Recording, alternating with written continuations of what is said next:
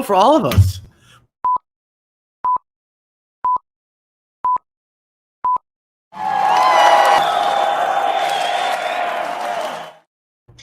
Woo! Sharp today. Happy Memorial Day. Welcome to the GovCast. All over the East Coast. Happy Wednesday, midday, lunchtime. Making it happen. Big time guest today.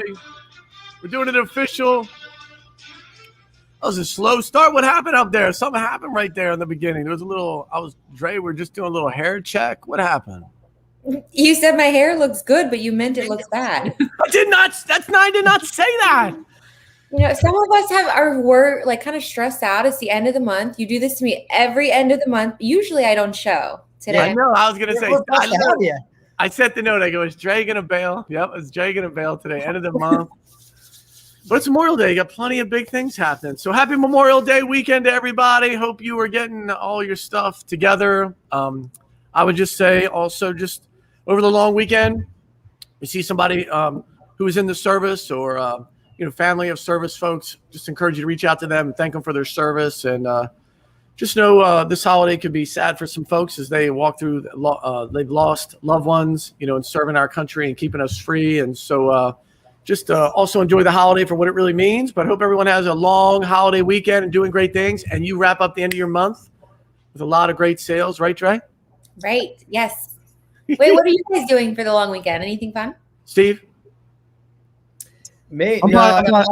Steve's buying a house. Steve's got a lot on my plate right now. So, yeah, anybody trying to buy in this market knows how stressful it can be. So, back and forth with negotiations. You can put offers under ask. You still could do that. You don't have to go above ask. These people are crazy. Getting the house inspected this weekend is my plan. Steve's in the middle of buying a house in the biggest housing market ever. So hope that goes well, Steve, and you have a roof over your head for the long term. Steve's been moving and shaking. Sold his old house, upgrading, doing big things out there. So I'm just chilling in Ocean City, Maryland, waiting for the 10 billion people to show up here and inundate this little island. It's going to be nuts. I heard it was really cool up there. We will get crushed this weekend. It's like 10% of the people, and then 48 hours from now, you won't be able to move, and you'll be like, so that's the plan, to watch it get crushed. So maybe I should change my plans. Are you accepting guests, Jack? Can I come up there and visit? Yes, there's always spots here in Ocean City. If you find yourself 115 Sea Watch, pop on by. Cool. I'll be at the end of my balcony screaming and yelling. Got it. Cool. Dre, what do you got? That's what people really care about. No, you know what? Nothing. I have not one single plan all weekend, and I couldn't be more excited. I feel like the last couple of months, every weekend is something. I haven't had a second to breathe, so it's kind of nice to not have a single thing to do.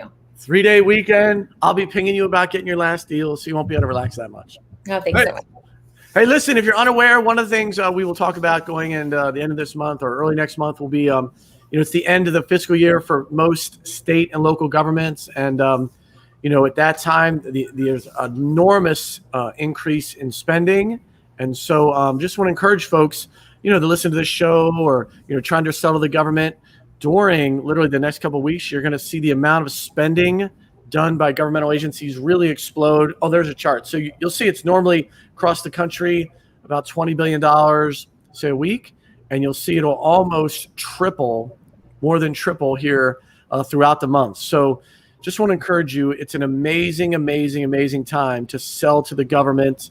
They have they have these way they do budgeting. They kind of have this use or lose money at the end. And, if they don't spend it, they typically have to put it back in the general fund. And so there's going to be a lot of extra expenditures that take place. So now is the time. If your company needs a little pop to its revenue, I want to encourage you to reach out to government agencies, reach out to us, Dre will run point, and reach out to Steven and his team. And we will help facilitate that, because I know a lot of folks feel like, it takes 6 to 9 months to win a government deal, or many, many months, and it's all out for bid and RFP. And I'll just say, if you followed us and you know our story, we kind of put the kibosh and all that. And you can certainly win a government deal, believe it or not, still this week. And you can certainly win a bunch of deals over the next month. Right, Dre? Yeah. The first time. Go, Steve. Go. No, it's funny because I just got off the phone right before this GovCast, and he was talking about losing all these bids and RFPs. And I was like, explain to me. He sold LED lights based in Virginia, And he's like, they always spec in these particular lights, and I don't have those type of lights. He's like, I got a better light. It's a cheaper light, but it's not the one that they spec in. I said, well, think about it. I'm like, you're wasting your time. Like, I just wanted to kind of reach through the phone or the screen and say, hey, but if you are just keep losing bids and RFPs, like, stop doing that.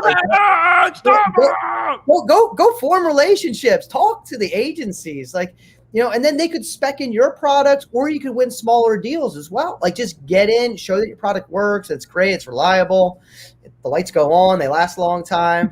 But you have to pick up the phone.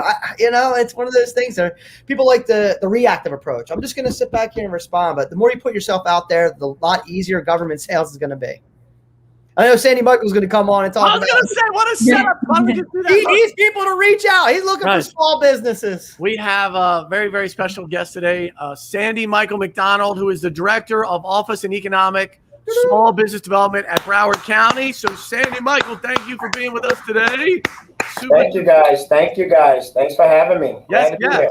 Thank you for being here. I think it's a perfect guest for today and what we normally talk about, which are a lot of companies trying to figure out, hey, how do I win government business? How do I get in the government sales game?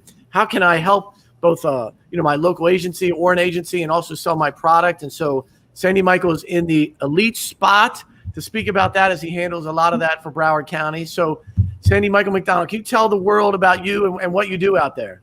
Exactly. And again, thanks for having me, guys. SandyMichael McDonald. I'm the Director of the Office of Economic and Small Business Development. I'm here in Broward County, 1,300 square miles, 31 city, 2 million residents, over 74,000 businesses in Broward County. As a county, I'm larger than 11 states, including the District of Columbia and Puerto Rico as a county. So I'm a pretty decent sized county who's about a $7 billion operation. Woo! Upon which $1 billion in procurement every year, goods, materials, services, and products, about $1 billion. And what you need to know, at least 25% of that.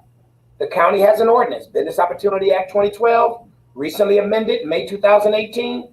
We try to make sure at least 25% of that is purchased through certified small businesses right here in Broward County. That is amazing. I don't know if everyone caught that. $1 billion. Broward County, one county is spending $1 billion every year. That is a crazy amount of money. Because everyone's like, well, if I'm going to win government sales, I better go to the federal government, or I have to do, some big city and . So just in Broward County, I think you said 1,300 square miles. That is amazing. You sound pretty important, SandyMichael. Yes. I don't know about pretty important. Quite informative, maybe. Pretty important. Nah, we'll leave that alone. How do we get you on the show? So our production team doing big work behind the scenes. Can you tell folks what your role? I guess let's start with that. Why don't you tell folks kind of what your role there in the county is, and then we'll talk about some maybe advice. Okay. Go ahead. I tell folks my role is twofold. One, this is the Office of Economic. We'll start right there. So the economics of the county, driving the economic engines. And even before we get to the small business, keep in mind, we own an airport.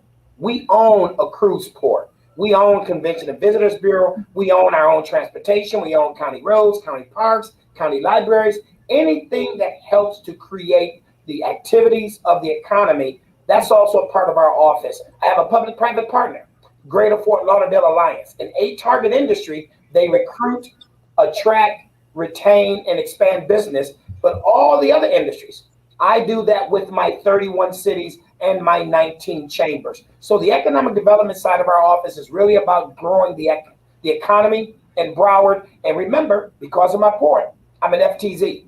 I'm a foreign trade zone. I have the opportunity to help those on the international market for the import and the export. But the biggest part of our Office of Economic and Small Business Development, we work with certified small businesses. We work to develop small businesses. We work to make sure that small businesses can not only participate in county procurement, but participate in the open market, participate in state procurement, federal procurement. So we want to make sure that our small businesses can participate in our program and beyond. So beyond just certifying them, we try to develop them. We have regular workshops, regular series of helping them understand more about bonding, bidding, access to capital. Many small businesses know their craft. They're the best electrician. They're the best HVAC, best plumber, best concrete guy or girl you will ever find.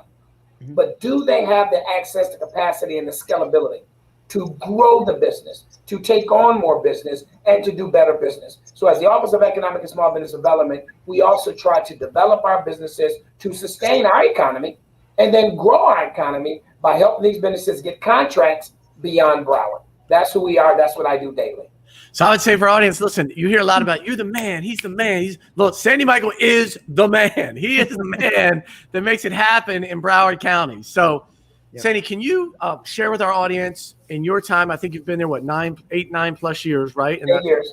It's awesome. So can you share with our audience business? I have we were talking before the show. I sell a great product. I've not really done much with the government. I'm not sure how it works.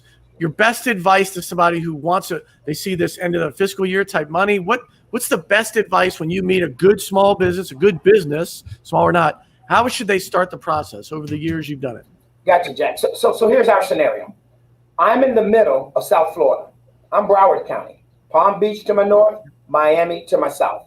So we all have these geographic small business programs. And all three of us, I got to be open, require that as a business, you need to be in our county at least 1 year before you can become certified. Now, you can be a county vendor and registered anywhere in this country. You can be in Tennessee. You can be out there in Ocean City, Maryland, and be a county vendor and bid on things on a regular. But to be a certified small business, you have to demonstrate that you have an operating presence in our county at least 1 year. So let's say that you actually happen to be in business in Broward County, and somehow you knew nothing or you know nothing about our program. I tell all small businesses who aren't certified 3 things, and it came before COVID. PPP, not PPE. PPP. Know my program. It's online. The Business Opportunity Act 2012 as amended, it explains CBE, County Business Enterprise. It explains SBE, Small Business Enterprise. It explains what prime contractors, the big boys, must do anytime they get a contract to work and use you. It also shows where my office is allowed sometimes to take a $3, $4, or $5 million contract, and instead of giving it to the big boys, just have the small guys compete amongst each other so that they can actually win. So I always tell small businesses, read the program, know the advantages of getting certified. Don't let me waste your time. Get certified because what you read sounds like you and it's the opportunity you're looking for. But after the program, my day job is the process. Let me help you understand government procurement, not the SAM system, not the federal system, Broward's procurement. Let me make sure you understand how to get a bid before the bid ever comes out. I often tell small businesses, if the first time you saw a bid was when the solicitation hit the street, you're already late. There's information and there's ways. Whoa. Sandy Michael, go back and repeat that, because sometimes when we say that, people are like, you're biased. You're just another company. You're trying. So that's somebody on the government side sharing that same sentiment. So can you repeat that again? Hear me. Back that old ringing a bell. Hear me. Yes. If the first time you hear about a bid is when the solicitation hits that bid portal, you're late. You're late. Even if I just take my own example, folks, I do a weekly newsletter, not trying to drive you crazy, but today's Wednesday at 6:15, there'll be a newsletter out. And the best part of my newsletter is the hot tips. I'm going to show my readers what over the last week, that means I do it every week, what documents have crossed my desk that I've reviewed, that I can put that 25, that 30, that 35% goal, or which documents for procurement have crossed my desk that I'm going to reserve. That means the only people who can bid are my certified small firms. Or I'm going to have a document that crossed my desk that informs me that, here we go, there's a joint government facility under consideration in Broward County where the county and the city of Fort Lauderdale, our largest city, is looking to build one campus. And they're going to put an RFP on the street that will have goals to utilize small businesses. You heard that if you read my newsletter 3 weeks ago, last week, and today. Why is that important? Because the second week of June, the official RFP is going to go on the street. So my process is to make sure as the second P, you understand how to get information before the bid, you understand how to navigate our portal, and you understand where to find the people which is the third P. Program, process, people. My office is the people. Procurement is the people. Because the county has an ethics code, all agencies will not meet with my small businesses. Because again, 74,000 businesses. Mr. McDonald, I can't meet with all of them, so I don't want to disadvantage anyone. So I don't meet with one without meeting with the other. That's fine. But I introduce you to the people because I do workshops. I do meet and greets. I make those same agencies who won't meet with you one-on-one, I make them come to a room pre-COVID. During COVID, we did it like this virtual. And I make them tell you about the projects they're looking to do next year and the following year. I have them to sit with you 90 minutes minimum to discuss these projects in the details. So you have information about upcoming projects, whether it's in the design or preparing for construction, before it ever hits the street. You've actually met the person who's actually writing the spec, so you get to entertain those questions. And why is that important? Because while you're meeting the people as a part of the process, there's always in government a Q&A period during any solicitation. Yep. So you don't want to ask the basic questions. You want to connect the dot on questions based on having this interface with the person who wrote the spec. So our whole point is program, process, people. We're doing this not just to get you certified. It advantages us to get you certified, to get you competitive, and it truly advantages Broward County when small businesses win, because I get to keep that dollar at home. Amen. I'm looking to keep 250 million of that 1 billion right here in Broward with certified small businesses. That's so good. Yeah, I love that. So I want to kind of go back to the first part of that process is once they get certified with Broward County and everything. And you mentioned doing joint relationships with the city of Fort Lauderdale, and they register with Broward County. Did they also register with all the other cities within the county, or do they have to do that individually? So that's a choice, and they have to do that individually. So here's the thing. I'm the county, so I'm teaching you how to do the county's program. But again, I'm the county. All small businesses, unfortunately, don't have access to all 31 because I'm small. Administratively, Mr. McDonald, I just don't have time to go out here and register for 18 of your 31 cities. Yeah. However, in our program, we have a specific project called surtax. Broward County used to be 6 cents sales tax, now it's 7. But that 1 penny is dedicated to transportation operation, transportation services, infrastructure throughout the county, including 31 cities, and the future of rail. That happens to be the one program right now this day that's about 355 million a year, 30 years, short side of 17 billion. We have a 30% goal, and the upside to our point, cities. If the cities want some of this 355 million, they must commit to use our small businesses.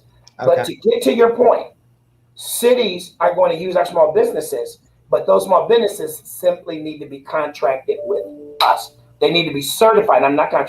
Certified with us to participate in this program. So what we try to educate our small businesses, as much as you want to grow and scale up, is always about size and capacity. If you don't have the time and the manpower to follow 9 different procurement websites, then understand that the county is one. And because of surtax, the county will tell you what the other cities are doing, but you're already certified with the county, so you're eligible. And then just select the 2, the 3, or the 4 cities that, based on your scope, make sense for you. Yeah. But it does require, to your direct question, small businesses to get certified with every city that they may choose to do business with, but at least multiple cities use the same procurement platform. So if they want one form, they might end up with 5 or 6 cities. And some cities use the same platform as the county. So that's another double whammy in your favor. When you two birds, one stone. Yeah. There you go. Yeah. And I would say for our audience, we get a lot of times, do I got to register? There's a lot of paperwork. And I think just to clarify too, sometimes the paperwork is somewhat optional, but it gives you like an inside track, right? It's like, hey, now you're certified. Now you kind of get some extra information. So it's really up to you to figure out, hey, just like you do in your own life, hey, where do I want to spend my time and energy? You can't register, or you don't even have to register for 90,000 government agencies across the country, but it's trying to pick the ones that give you some leverage and sometimes They may not require it till they're doing the end of the contract award. But if you're able to get in and do the paperwork, like with Sandy Michael's organization, they'll actually give you some inside information. They'll tell you some stuff, and it just makes you feel more informed. And you don't find out till when it's too late, right? So. And that's important for one reason. Like I said, I've been here 23 years between Washington, D.C., Michigan, and now here in Florida. And all of them have been working with small businesses and businesses. Some program have been specifically for minority and women-owned businesses and veterans. But no matter what the demographics, I got to be honest about one thing. You're a small business, so you need to respect yourself in terms of your capacity to do business. You shouldn't let me and anyone else waste your time. So to your business plan, wink, wink, hope you got a business plan, but to your business plan, you need to be scalable. If you can't do 13, don't try to do 13. Put that focus on the 3 or 4.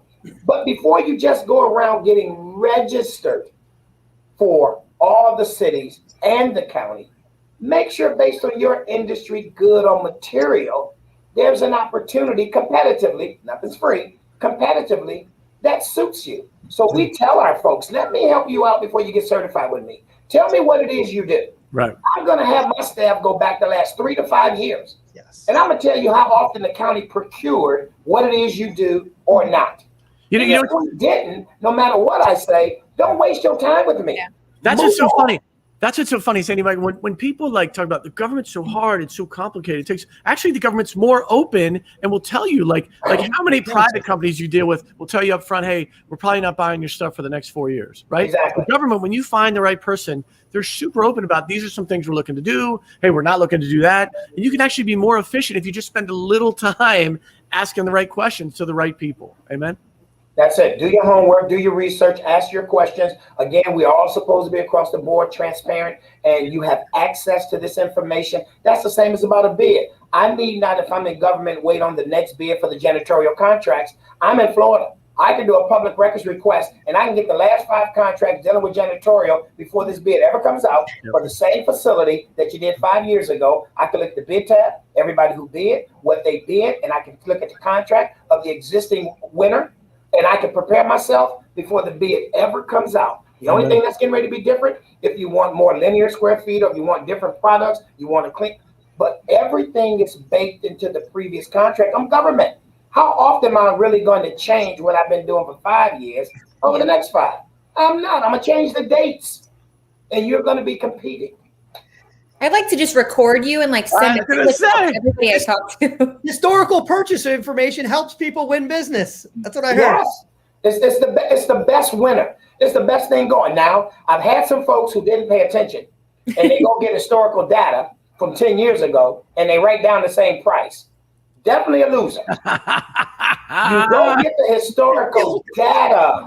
You get the data to understand what's the ask. What they're looking for, what's the days, the routines, the materials. You get the ask so that even if you're in janitorial on the supplies, you can begin to take a look how efficient you can be, the larger volume you need to procure. Because if I'm government, and for the most part, as much as we want quality, it's really going to be about price. You're trying to decide if I'm a county and everybody is living wage, well, you're not going to be competitive in the wage.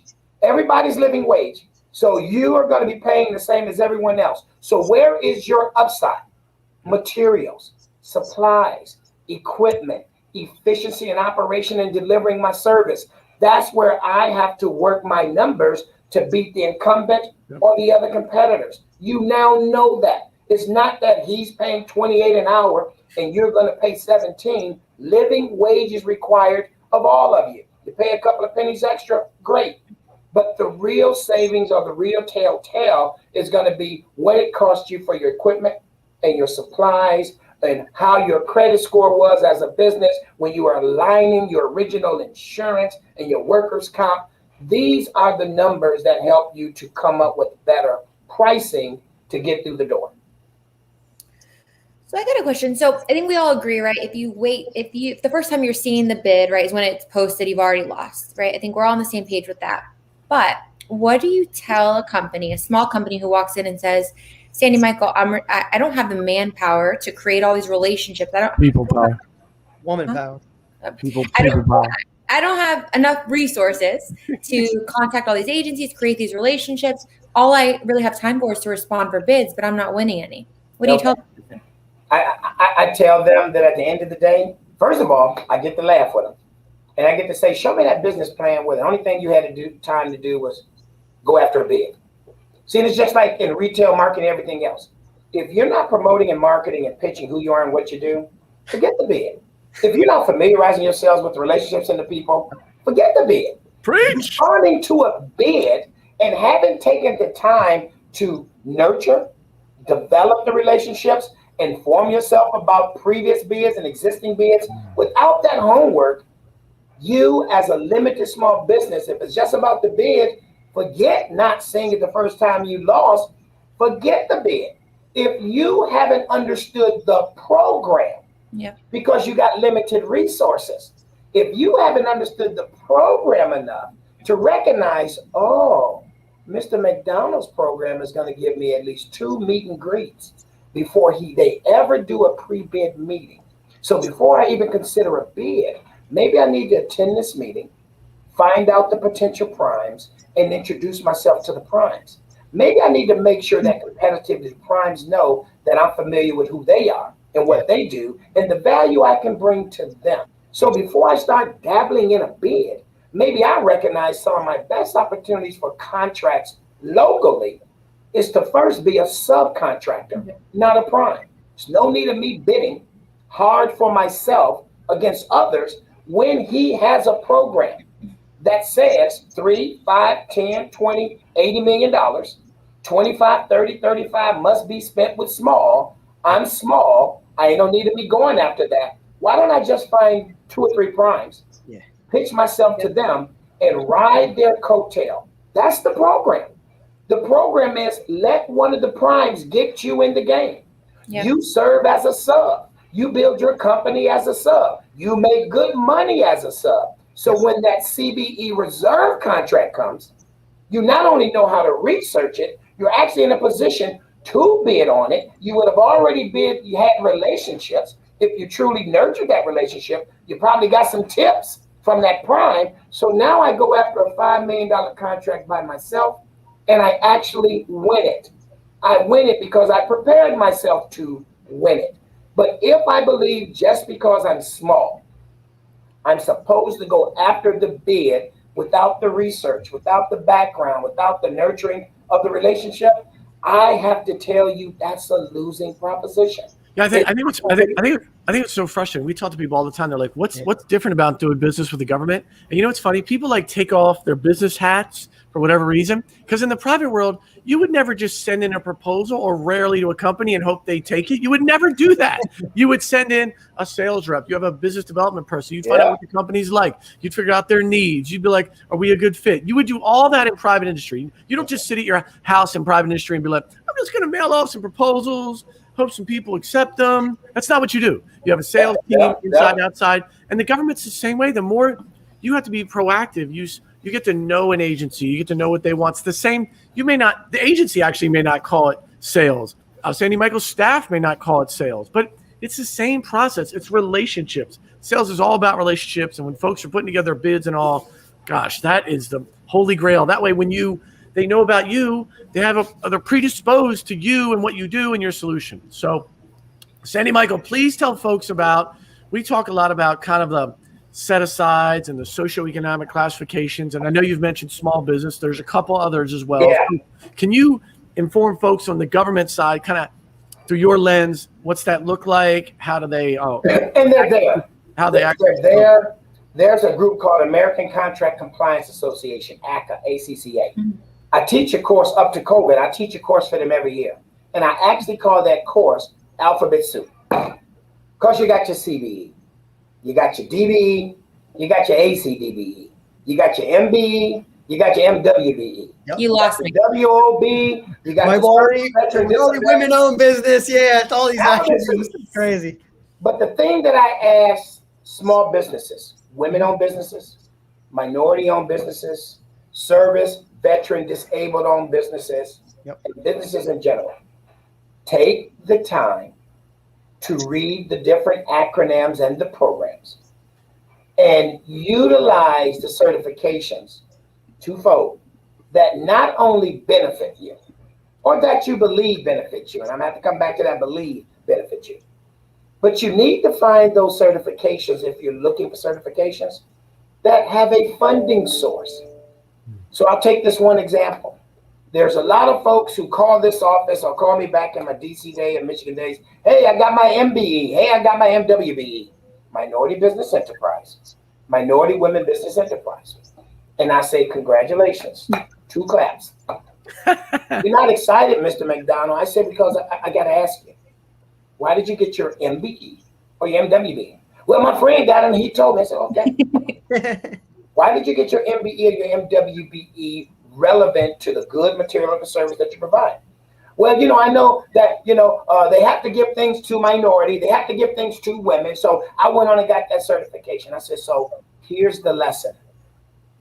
MBE does offer opportunities in certain arenas for minority businesses, MWBE for minority women businesses, WOB for women-owned businesses, to get additional evaluation points because you got that certification on some contracts, some carve-outs, some set-asides. But it's some because it depends on where the funding comes from. Yeah. And or if there's funding. So what are you saying? There's another alphabet called DBE, 49 CFR Code of Federal Regulation. DBE's definition of disadvantaged business enterprise is that every time, not some of the time, every time Department of Transportation, DOT, spends money, they have to consider using certified DBEs. Why is DBE special? Because DBE's definition is a minority or a woman-owned business. So my thing is, if I'm a DBE, I am an MBE, MWBE, or WOB. But if I'm an MBE, MWBE, or WOB, I'm not a DBE. DBE has a funding source. We know Congress and the Senate and the President is talking about infrastructure right now. Yep. We know that no matter whether they do an infrastructure project or not, from Ocean City, Maryland, all the way down here to Del Rey, there is construction every year on some highway near you, period. If that's true, I need everyone to understand. Every one of those projects got a DBE working on them, especially back home in Michigan. The freeze thaw, you got road construction every year because of the potholes. I'm saying that if someone is taking their time to get certified, understand not just the program and the certification, but to support yourself, know the funding source, know where the money's coming from. You're hoping someone gives evaluation points for MBE and MWBE.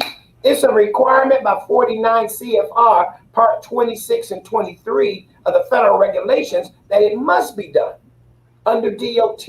So those are the advantages of knowing the programs. There are multiple programs, and knowing your backyard. Take a look at Broward.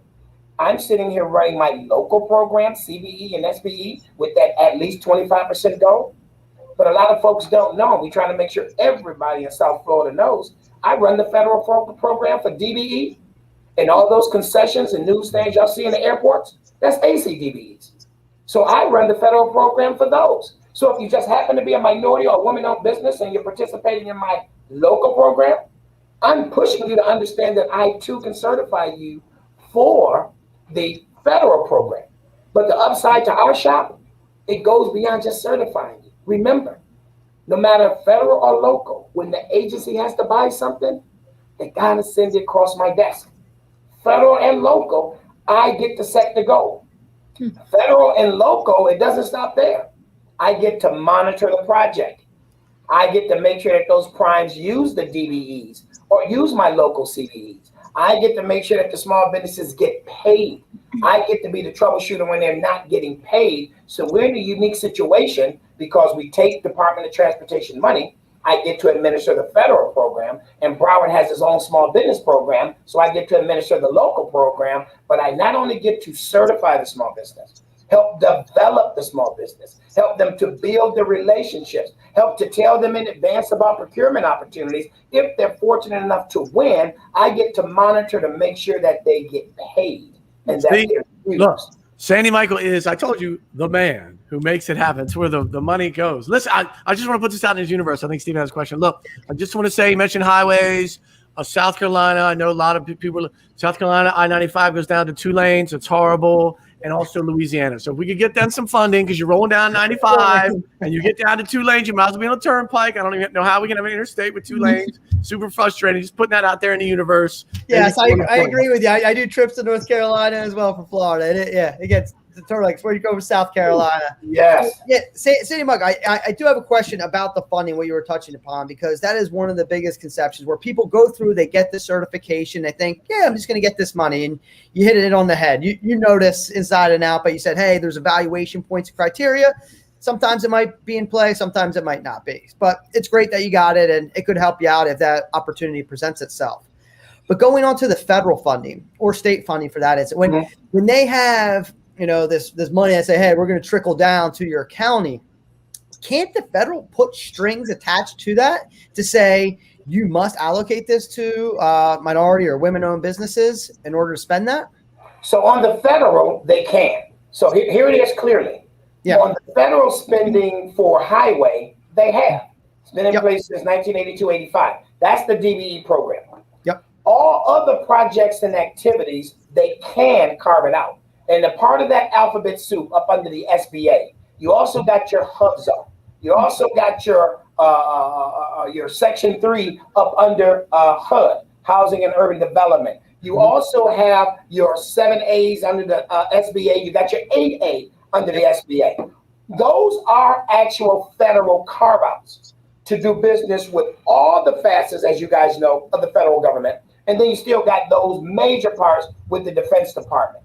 A portion of those activities under SBA.gov actually has that carve-out specifically for those acronyms. So the idea is to truly understand there's multiple levels of federal, state, and local, including county government dollars, where the feds themselves carve out, where the feds themselves say, if you use my money, you must carve out. Yeah, that's what I was getting at. Themselves are leveraging, say, I'm just going to carve out anyway. And most recently, as of this past last Friday, the feds even decided to go one step further. They're now going to embrace, in addition to the small business program carve out, they're going to embrace any community that currently has a workforce development program to tie local hiring to all Department of Transportation contracts. So I happen to have, along with my small business, a local hiring requirement. I want you to hire folks who need a job, but I even got a 10% hiring requirement on hard to hire.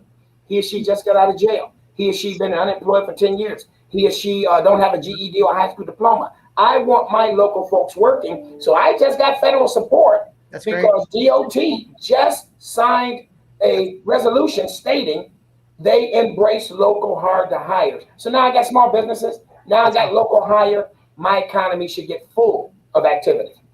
That's great. And congratulations, by the way. Yeah, I mean, great news. Great news. That is awesome. Always had that program. It's been a little passive, but I'm getting ready to now say, wait a minute. If the feds are saying, hey, for my money, I want you to have local hiring, I'm going to put more teeth in my local hiring program and make it like my small business. Instead of an option, it's going to be a requirement. Mandatory. Yeah. That's awesome. What's the process? So what does DBE stand for again? Disadvantaged Business Enterprise. What does the process look like to get the certification for that? So to get certified, for example, like I'm an office that's a UCP. Miami has their own UCP. Orlando has their own UCP. I'm going to take Maryland. I'm going to go Michigan. You got some states that don't allow the independent UCPs like us. Some states want to be the exclusive unified certification program. So like back home in Michigan, to be a DBE, your certification had to be done with the state's Michigan Department of Transportation, not an office as certified like mine in the state of Florida. So here in Florida Department of Transportation will certify DBEs. But Florida also has a system that allows independent organizations like ours to also do it. So the process is simple. Anyone can go online and you can Google or Bing, whichever is your favorite, DBE certification. The entire application comes up. And remember, the upside about the DBE program, and it's so important to if I get certified as a DBE in Florida, and let's say 3 years from now, my cousin, my friend, or somebody tells me about an opportunity in Georgia, I don't have to repeat that entire process. Oh. Georgia has 3 things they can do. They can ask me for a copy of my certification from Sandy's office, or they can ask for a copy of the site visit. That was the certification process that deems you are eligible to be a DBE, or Georgia can ask for your entire application. That's all Georgia can ask for. 1, 2, or all 3 of those. You give those to Georgia, Georgia reviews it, and they got a timeline, and Georgia has to accept you. You do not have to do the entire process because, again, and Jack made mention of this, some folks look at the paperwork and they think they're drowning in paperwork. I'll be the first one to say, if you do a federal application for certification, your states, your counties, and your locals are easy.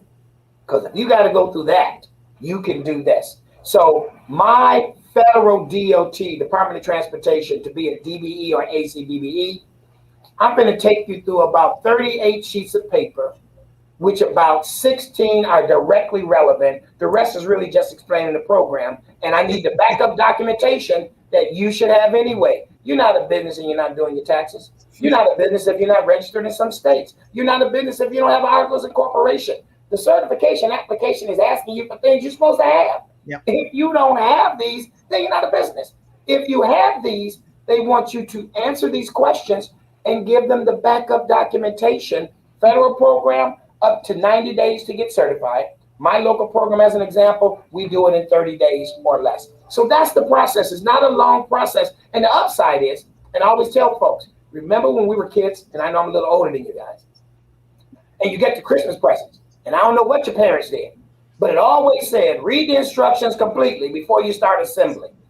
Folks, that's what I tell people about these certification applications. Do me a favor. Read it. Go to the back of it.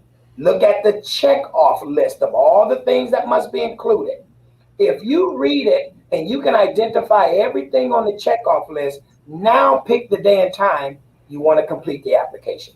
Do not sit down and start completing an application before reading it. And my best example, and this honestly happens regularly, the federal program and my program says one of the eligibility criteria is that a personal net worth of the owner of the business has to be $1.32 million or less, not counting his or her primary residence.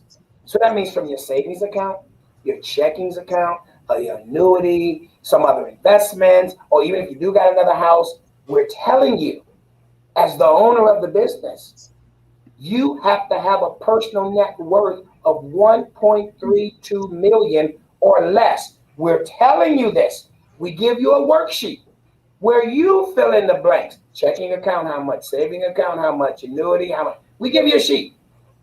Tell me why do people send an application in and the personal net worth says $3.9 million?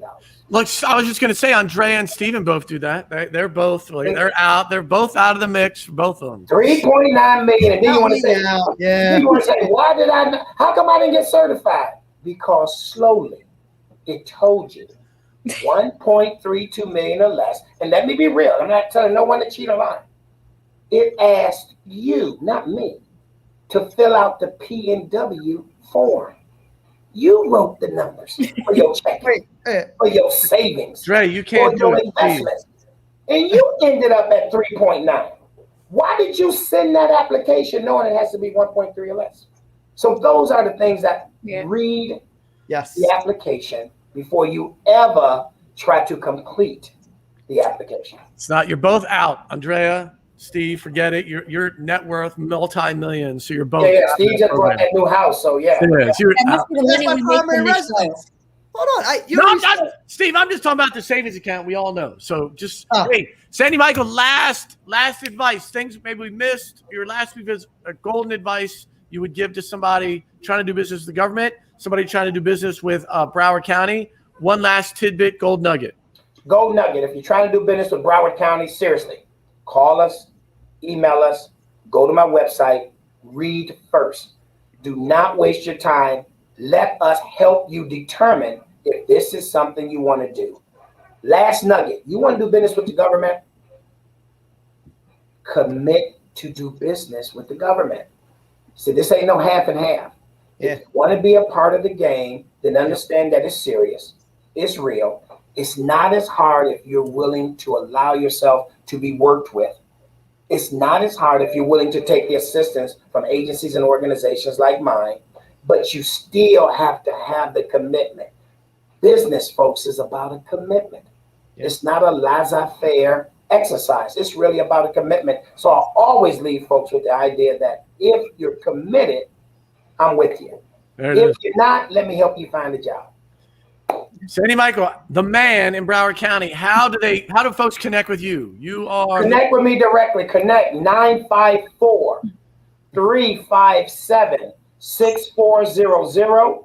Do that again. Do that again. Yep. 954-357-6400. You can go to my website, broward.org/econdev. That's short for economic development. Yeah. Broward.org/econdev. And all of the information, all the things I said, PowerPoints, even we have a tutorial that will walk you through the certification application from name to address to phone number. 6th grade language is what we use to try to help you get to where you need to be. No one ever been on the show give out their phone number. Hit that up, look, ladies. Put that back. There it is. Look at that. See? There it is already. SandyMichael, listen, we've had an array of folks from the government. By far, not even a close second, the most informed, energetic government person we've had. I like your energy. Yes. No, thank you guys. Really appreciate you having me on. Thank you. The man, listen, that is SandyMichael McDonald, the man in Broward County. If you're trying to do anything in South Florida, in Broward County, please hit him up. And I think we also have the LinkedIn. If you're trying to reach out, there's his LinkedIn. We'll put it below as well. He's out there as well. So thank you so much. Appreciate your time. Ton of energy. We're going to cut this thing up 1,000. We're going to cut it up 1,000 times. There's so many tidbits, great tidbits you provided. Thank you. Listen, that show, we got to cut this one up into 15. Awesome. I mean, it was like we gave him research on all the acronyms. I know, but it'd be like we gave him our sales book. Look, it'd be like, we're just like, you paid him this. I'm like, no, I didn't have anything to do. He's gonna say that was a home run. Maybe I'll run into him one day. Definitely. Look, you said he's 20 minutes south? Just roll down there. So amazing. So many little tidbits in there worth watching again. It can get a little voluminous when you talk about the acronyms, and don't let that overwhelm you. Listen, just like any hobby or anything, if you watch an NFL game, if you're a sports fan, there's a ton of acronyms. You just speak the language, but it comes to you. That's why it comes out so fast. He's been doing it for so long, expert. And if you can't get it, who cares? Call down to his office. They'll explain it. You can tell he's super helpful. They're trying to make big things happen, and they're trying to help companies, really small businesses that are never sold to the government, be successful doing that. So amazing resource. Reach out to him. Again, SandyMichael McDonald, amazing resource down there at the Economic and Small Business Development Office for Broward County. Well, yeah, what I was thinking is he should be teaching other counties on how to implement that system because it's so helpful for any company that's trying to get out there. It's bigger than 13 states. Yeah, that's amazing.